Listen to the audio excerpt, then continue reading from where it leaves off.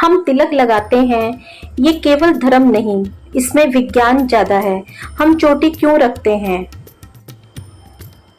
आखिर माथे पर तिलक लगाने से हमें क्या फायदा मिलता है? ऐसे बहुत सारे सवाल लोगों के मन में आते हैं, लेकिन हिंदू शास्त्र के अंदर इसका क्या महत्व है, इसे कोई नहीं जानता। तो इसके साथ हम ये भी जानेंगे कि इस तरह के चलन के साथ क्या वैज्ञानिक तथ्य जुड़े हुए हैं। तो चलिए आइए इस वीडियो के अंदर हम इन सारी बातों को जानेंगे। आपका बहुत बहुत स्वागत है योग श्रृंखला विद पायल वर्मा में। दोस्तों, माथे पर तिलक मस्तिष्क के केंद्र पर लगाने के पीछे क्या कारण है?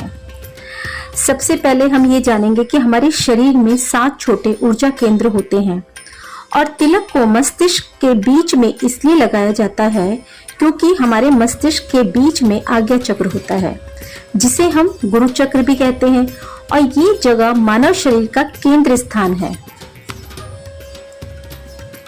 छठा चक्र, जिसे तीसरी आंख के रूप में भी जाना जाता है, सीधी भौं के बीच में माथे में केंद्रित होता है और माना जाता है कि ये वह चैनल है जिसके माध्यम से मानव जाति आध्यात्मिक रूप से ईश्वर की ओर, जहां भारतीय सबसे अधिक विश्वास करते हैं।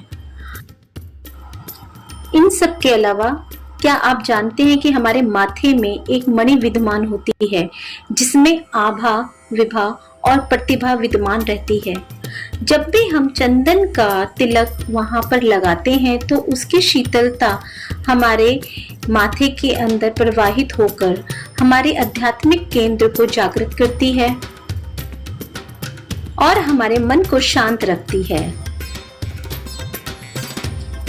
अब दूसरा सवाल आता है कि हिंदू धर्म के अंदर हम अपने शरीर को मृत्यु के पश्चात दाह संस्कार ही क्यों करते हैं?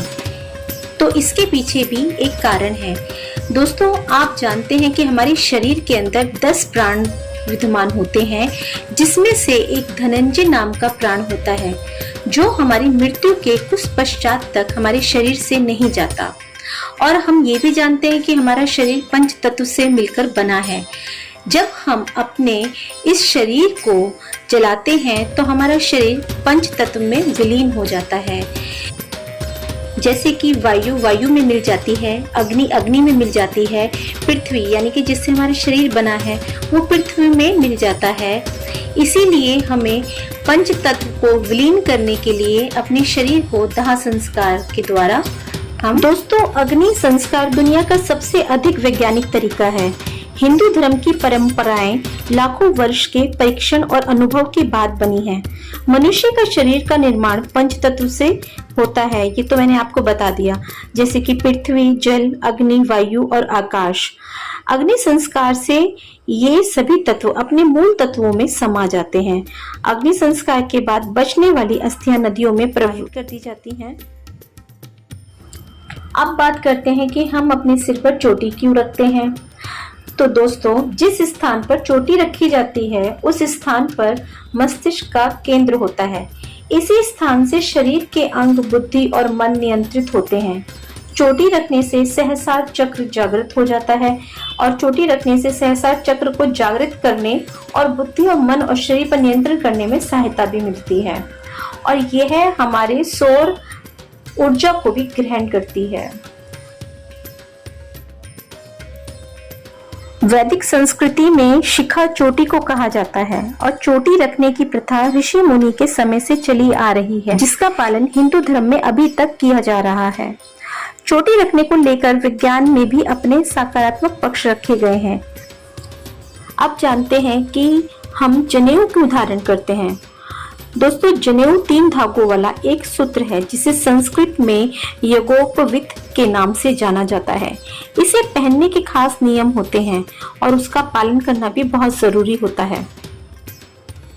ये सूत्र त्रिमूर्ति ब्रह्मा, विष्णु और महेश के प्रतीक होते हैं, जो देव ऋण, पितृ ऋण और ऋषि ऋण के प्रतीक होते हैं।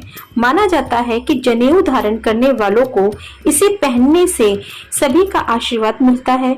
जनेऊ को बाएं कंधे के ऊपर और दाएं भुजा के नीचे पहना जाता है और जनेऊ धारण करने वाले व्यक्ति को कई सख्त नियमों का पालन भी करना पड़ता है।